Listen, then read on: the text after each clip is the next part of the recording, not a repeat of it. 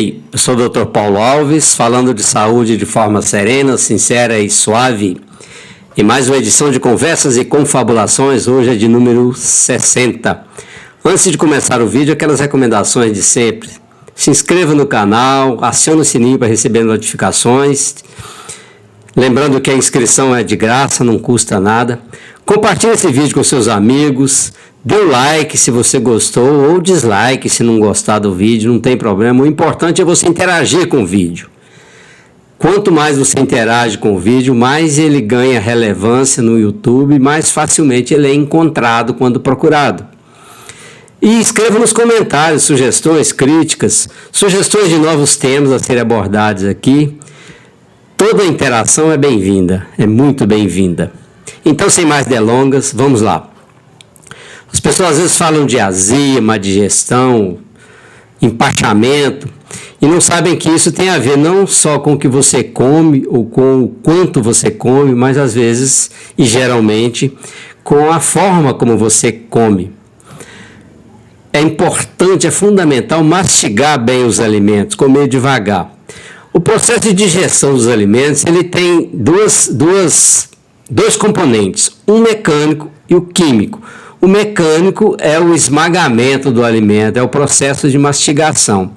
E o químico é feito pelas enzimas, as chamadas enzimas digestivas, que em contato com o alimento, quebram o alimento em partículas menores para serem absorvidas e usadas como nutrientes. Por que é importante esse processo mecânico? A mastigação, quando eu mastigo, eu trituro o alimento, eu esmago o alimento, eu aumento a superfície de contato do alimento com as enzimas digestivas. O que é essa história de aumento da superfície de contato? O que é isso? Vamos aprender a lição do moinho.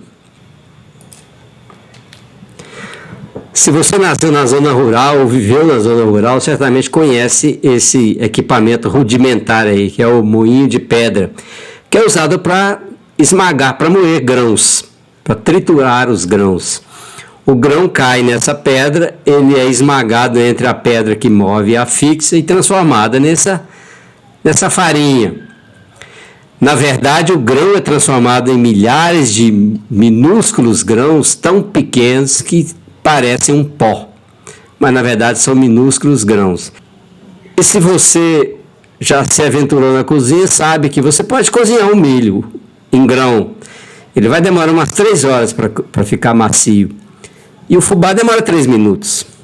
Qual que é o milagre? O milagre é porque como o grão foi transformado em minúsculos grãos, o contato com a água quente favorece o cozimento mais rápido porque o grão é menor.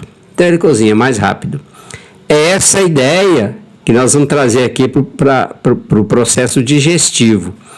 Ao triturar o alimento, ao esmagar o alimento, eu aumento a superfície de contato desse alimento com as enzimas digestivas. Vamos filosofar um pouco sobre o nosso equipamento de moer os alimentos. Nós também temos o nosso moinho. Um desenho esquemático dos nossos dentes, os incisivos que têm o papel de morder, de tirar pedaço, os caninos de rasgar, e os demais dentes, os pré-molares e molares, fazem aquele papel de triturar. Vocês observem a superfície dele, eles são planos, mas não são lisos, e o atrito do dente superior com o seu correspondente inferior, em cima do alimento, esmaga o alimento e faz o processo parecido com o que aquela pedra de moinho faz no exemplo que nós vimos moendo o milho. Só uma curiosidade, que esse processo de esmagar o alimento é conhecido da humanidade desde os seus primórdios. Já os israelitas moíam o maná e o transformavam numa farinha que depois era cozida, tá? Descrito na Bíblia, lá no livro de Números 11, versículo 8. Isso se tornou um processo tão importante que o moinho se tornou um equipamento tão necessário que depois foi colocado na lei dos judeus a impenhorabilidade do moinho. Está lá escrito em Deuteronômio 24, versículo 6, que é um dos livros da lei, não tomarás como penhor as duas pedras do moinho, porque seria como penhorar a própria vida. Tal era a importância que davam a este equipamento. Fecha parênteses, deixa a curiosidade para lá e vamos voltar à nossa mastigação. Eu disse no início que a digestão depende, tem uma parte mecânica e uma parte química. Quando mastigamos os alimentos, está em ação essa parte mecânica. Mas também já está iniciando aí a parte química da digestão. Enquanto eu mastigo, eu estou produzindo saliva e a saliva contém enzimas digestivas que vão participar do processo de digestão do amido, que é a substância presente nas farinhas em geral, nos cereais, no fubá, na farinha de trigo, arroz, feijão, mandioca, batata. Então, se eu mastigo bem um alimento, eu estou já começando o processo de digestão.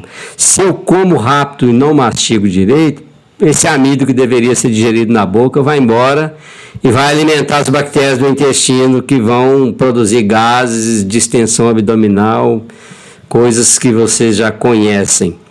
Então, mais uma das importâncias da mastigação.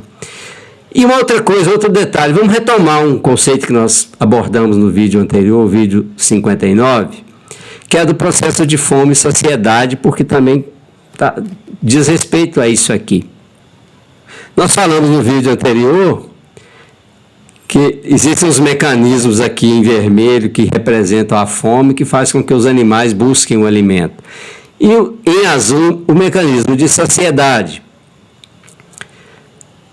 Enquanto eu estou mastigando, os movimentos dos músculos da mastigação estão mandando estímulos para o cérebro que vão produzir saciedade. Abrindo um parênteses aqui, por que eu paro de comer? Eu paro de comer porque eu fiquei saciado.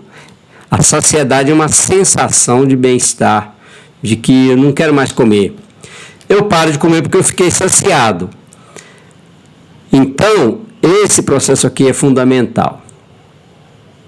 O movimento dos músculos mastigatórios, o contato do alimento com as papilas gustativas, que são terminações nervosas na boca, também produzem estímulo de saciedade. E por último, a distensão do estômago à medida que o alimento vai chegando, também produz estímulos de saciedade. Então, se eu mastigo devagar, se eu como devagar, eu vou ficar mais tempo com o alimento na boca. Esse mecanismo de saciedade a partir dos estímulos da boca, ele é dependente de tempo. Então é o tempo de contato do alimento com a boca que vai importar. Quanto mais tempo o alimento ficar em contato com a boca, menos alimentos serão necessários para produzir saciedade.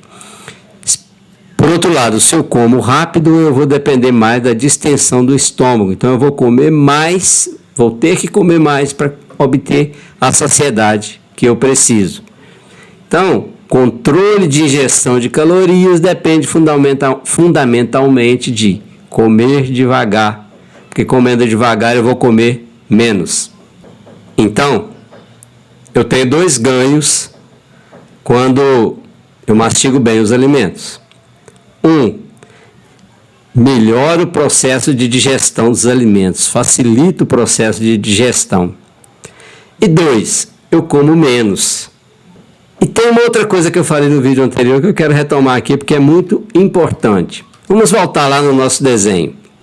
Quando eu como, eu nunca deveria tomar líquido enquanto estou me alimentando. Eu tenho que umedecer o alimento que eu estou comendo com a saliva, pelas razões que nós já falamos. Para eu conseguir engolir o alimento, ele tem que estar em forma pastosa. E eu tenho que produzir essa forma pastosa não com líquidos, mas com a saliva. Por quê? Primeiro, porque a saliva já está iniciando o processo de digestão, como já falamos. E segundo, quando eu tomo líquido, eu estou lavando as papilas gustativas. Então, eu estou eliminando essa fonte de estímulo à saciedade. Consequentemente, eu vou comer mais.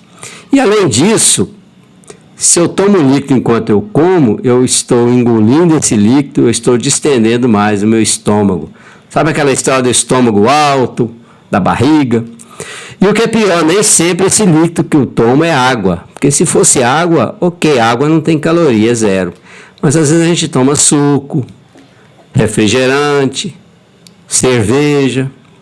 Repetindo, eu devo umedecer o alimento que eu estou mastigando com saliva e não com líquido ingerido. Por fim, esse alimento engolido vai chegar ao estômago e no estômago e no intestino, em contato com as enzimas digestivas, agora devidamente triturado e esmagado, o processo de digestão vai ter continuidade. É simples, não? Mas exige disciplina. É isso. Obrigado por ter me acompanhado até aqui. Fiquem com Deus e até o próximo vídeo. Eu sou o Dr. Paulo Alves, médico cardiologista.